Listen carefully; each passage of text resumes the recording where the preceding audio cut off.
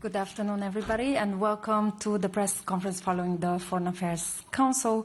The High Representative will brief you on today's discussion with the ministers, then we will move on to your questions. High Representative, the floor is yours. Thank you, and good day, everybody. So we had a long day. First, we started breakfast discussing with the Armenian minister who briefed us on the peace process and also what is the situation currently. They are facing hybrid threats and rampant disinformation. We already see Russia repeating the same playbook that they used in Moldova. Today, we discussed how to strengthen Armenia's resilience, including the government's help to have cyber and hybrid defenses. Then, we had a discussion on the Middle East.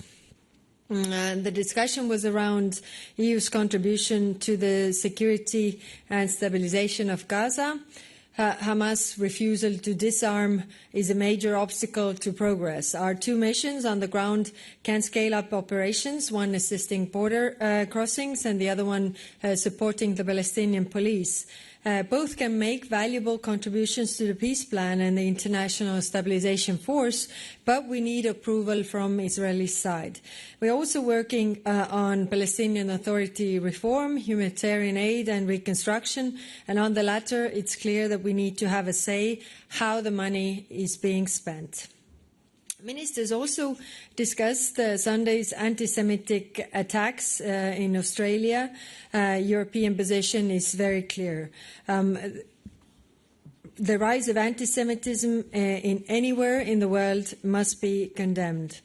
1 year after then we also discussed Syria, and that was the main focus of our Middle East discussion this time. After 1 year, Assad's regime fell 1 year ago, and Syria still faces enormous challenges.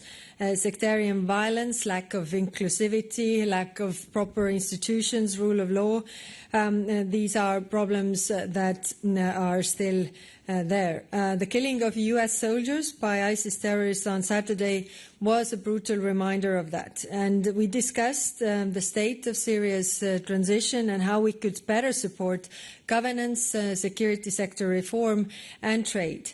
Let me remind you that the European Union was the first one to lift sanctions to help a country to rebuild. But lifting sanctions alone does not bring economic prosperity. Investors need to trust the legal system. Investors need to be sure that the situation is stable and will not get out of hand. We are now also adjusting the EU-Syria sanctions regime as the situation evolves. Ministers also decided to move forward with the new EU-Syria political partnership. If we don't step up in Syria, others, including Russia, will fill the vacuum. And finally, also on Lebanon, later today, actually quite soon, I will co-chair EU-Lebanon Association Council. Lebanon is at the critical juncture. The truce between Lebanon and Israel remains fragile. Hezbollah's refusal to disarm and Israeli strikes risk pushing the country into deeper instability. And today, we will discuss our relations and options for strengthening Lebanese internal security forces. And then we had a discussion on China. So China is increasingly weaponizing economic ties for political gains. We recently released our joint economic security strategy with the Commission and plan to diversify our supply of critical minerals. And today, ministers discussed how we can better deploy our trade arsenal to strengthen Europe's resilience. No European country can match China on its own. Unity is the strength also here. And then on Ukraine. Okay, before I go to Ukraine, also we discussed Congo. and renewed fighting in eastern Congo. I spoke with ministers of Burundi, Congo and Rwanda in recent days, and it is clear that we will explore also the possible next steps for the next Foreign Affairs Council, because for us it is in our interest that we remain closely engaged to avoid further escalation, as the situation is extremely severe. Now on Ukraine. Talks will continue. Our priorities are twofold, putting more pressure on Moscow and generating more support for Kiev. Europe is providing Ukraine with a record 27 billion euros of military support this year. We have also met our pledge of providing 2 million rounds of artillery shells, but it is also clear that it's no time to slow down. We have to do more to strengthen Ukraine's defense and its hand in negotiations, while Russia keep rejecting peace. Ministers were clear that any peace deal must include strong security guarantees, as Ukraine has been pressured into giving up NATO. These will be the only safeguard capable of stopping Russia from re-invading. The EU will do its part, including with training and defense industry support. Russia's shadow fleet remains its cash lifeline, and we are cutting it. So today we sanctioned several individuals linked to Rosneft and Lukoil, as well as shipping companies. Also additional 40 vessels to the sanctions list. To cut off Russia's cash flow faster, we will now also sanction shadow fleet vessels on a rolling basis with decisions every month. Ministers also imposed new sanctions on those involved in Russian hybrid actions against our countries. As hybrid attacks from Belarus grow, we also broadened our sanctions regime to target those responsible. The message is clear: those who threaten our security will face consequences. This is a decisive week for funding Ukraine. Member states have already agreed to immobilize Russian assets for the long term, and this was the right thing to do. On Thursday, the European Council is set to decide Ukraine's funding for 2026 to 2027. I want to make this very simple. Supporting Ukraine costs money, that is very clear, but letting Ukraine fall would cost us much more. Accountability for Russia's crimes is essential for a just and lasting peace. Tomorrow in The Hague, we will establish a commission to address claims for war damages caused by Russia. The Commission's register has already received 80,000 submissions. It will review, assess and determine the compensation owed to Ukraine. Russia will not escape the bill for the homes, schools and hospitals it has destroyed. And finally, on issue of territorial concessions, only Ukraine can decide the terms of any deal. But we all know that Donbas isn't Putin's endgame. If he gets it, he will want more. Concessions should be made by the aggressor, not victim. There is no moral equivalence between the two sides. I think I got all points now and ready to take your questions. Thank you. We start with Stefan.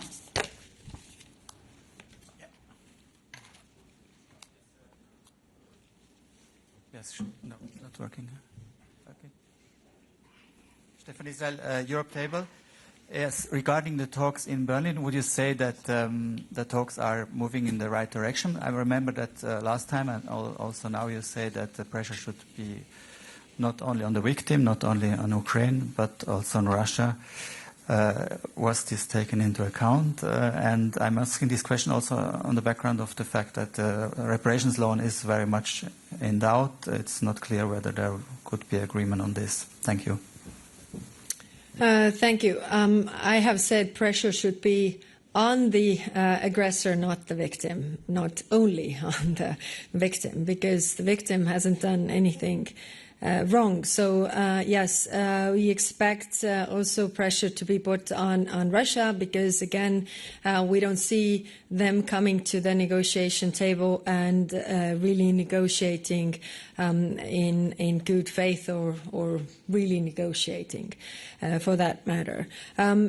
On the reparations loan, yes, we had short discussions today, but as the leaders will discuss this on Thursday, so the preparatory work is done to really come to a solution there. It's clear that it could be really a game changer for this war because it shows to Russia that it can't outlast, and it also gives very clear signals that they have to really bear the burden of these damages that they have caused to Ukraine.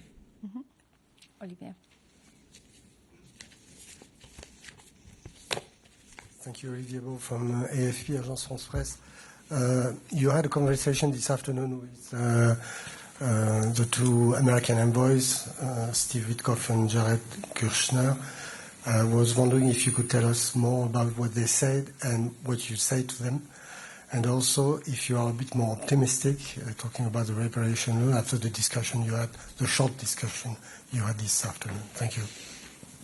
Thank you. I have actually nothing much to report from the discussions with Steve Witkoff and Jared Kushner, as I don't know if it was a cyber attack, but it definitely technology didn't work correctly, so we didn't really have good discussions.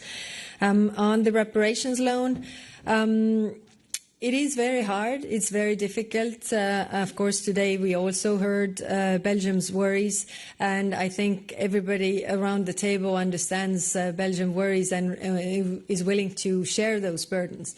And that's why, my personal opinion is that if we go further with the reparations loan, then actually the pressure would be off Belgium, and we would share the burden and risk with all the member states, because then it's a European proposal and it's Europe that is responsible, not Belgium. So I really, really do hope that we will achieve results Thursday, but right now, I'm optimistic by nature, but I'm also seeing how difficult it is. So I don't want to give any estimates. I'm saying that the work is ongoing.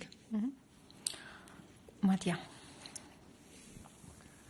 Yes, High Rep Mattia Bagnoli, ANSA. Staying on the same point, it is difficult approving the reparation loans. Some countries have put forward suggestions that maybe the Commission should explore or keep exploring other options, but we know that the clock is ticking, so maybe there is no time for other options now to be sketched out. So I would like for you to tell us if really there is no plan B, there is only plan A, and also what will be the consequences for Europe if cannot agree or fail to agree again on the reparation loan? Thank you. Thank you. We have been exploring the different options for at least 3 last years already to find funding for Ukraine to defend itself. And we have come to the place where this reparations loan is the most viable option. As we know, I've been also proposing in my previous capacity as Prime Minister of Estonia the Eurobonds, because if we share the burden, also in terms of the loan, it is cheaper for everybody. But, it's an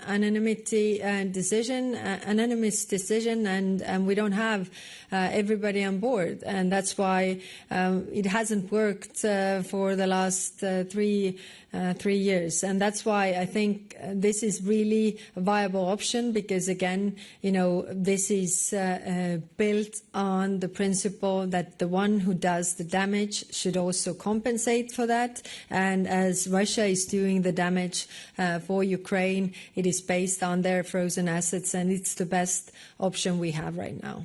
Mm-hmm. Jorge. Hello, Jorge Liboreiro with Euronews. I want to ask about another element that's come up in the peace negotiations, that is Ukraine's accession to the European Union. We heard the latest reports talking about maybe admission by January 27, which seems extraordinary given the country has not opened a single cluster yet. But regardless of these reports, where do you stand on this matter? Do you think any peace deal should set a fixed deadline for Ukraine's accession? Because that seems to run counter to the position that, accession is merit-based and should flow naturally according to the progress made by each candidate. So what do you say? Do you think accession should be based on merit or on a peace deal? Thank you. Thank you. The accession should be merit-based. We have said also to Ukraine, to Moldova, all the accession countries that there is no discount also for Ukraine. But the circulation of this deadline and that it's stated in the peace deal shows that the Americans might be pushing it, which could be a good signal to one of our member states to unblock the opening of the clusters so we can move forward. Thank you. Thank you. Odile.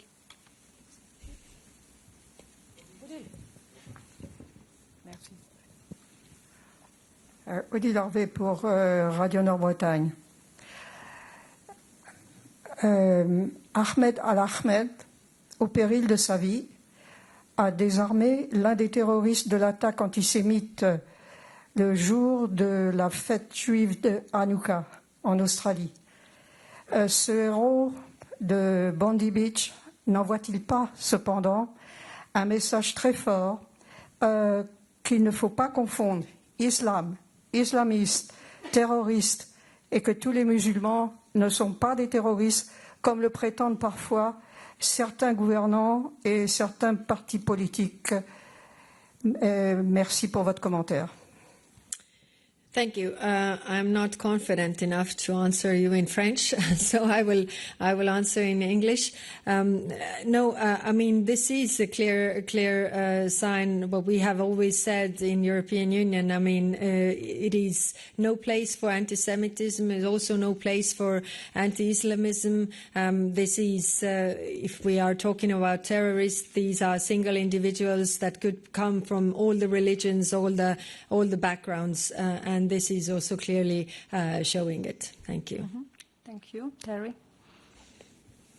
Hi, thank you. Terry Schultz with DW today. Although your VTC didn't work perhaps with the American negotiators, you did also have the Ukrainian foreign minister.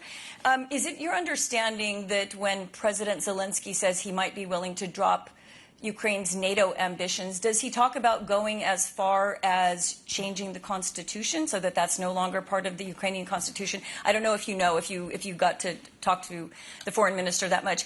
And through other intermediaries, is it your feeling that the U.S. position is evolving so that there is perhaps more evenly spread pressure, even if you didn't get to speak with Witkoff and Kushner? Thank you.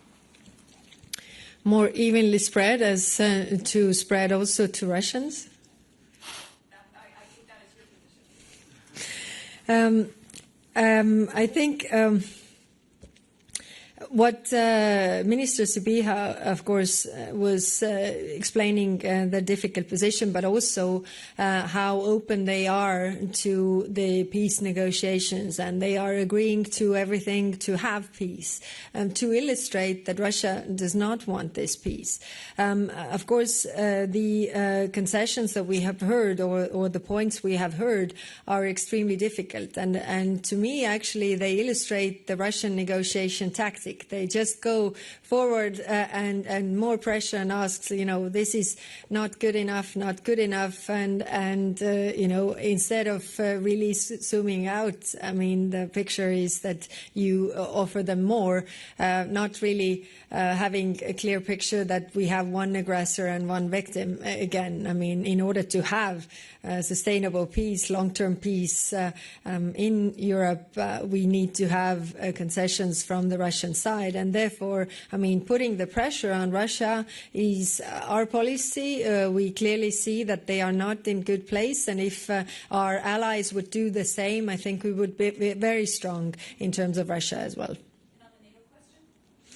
He didn't explain this any further, but of course we know that NATO is enshrined in their constitution. So if they concede into this, then first we need to really, by all member states and all countries, also Americans, give them very, very strong, tangible security guarantees, not only on paper, but really tangible, like how many troops on the ground, how much capabilities, because then this is the only thing that really protects them. So I think it has to go hand in hand with the extremely strong security guarantees. But in the end, it is up to Ukrainians to decide what they're willing to give up to have peace and for Ukrainian people. Mm-hmm. Lily? Thank you very much, High Representative. I wanted to ask about Belarus. Are you concerned about the U.S. lifting sanctions at a time when Lithuania is raising a lot of concerns about Belarus, and just as the EU is moving to widen its own sanctions regime? Thank you. As long as this war is going on and Belarus is clearly helping Russia in its war efforts and also hybrid attacks against European member states, our position has been very clear. We are putting more sanctions on Belarus and to pressure them into not using these tactics against us. So raising the cost for them to change the calculus. Mm-hmm. Thank you. Last question, Tatiana.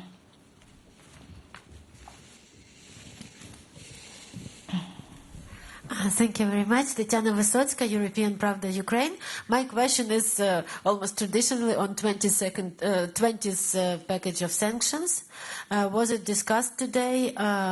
When it will be ready and what may it contain of? And actually, I don't see that the Commission is very much in a hurry to adopt this 20th package. Is it connected with the peace negotiations, maybe?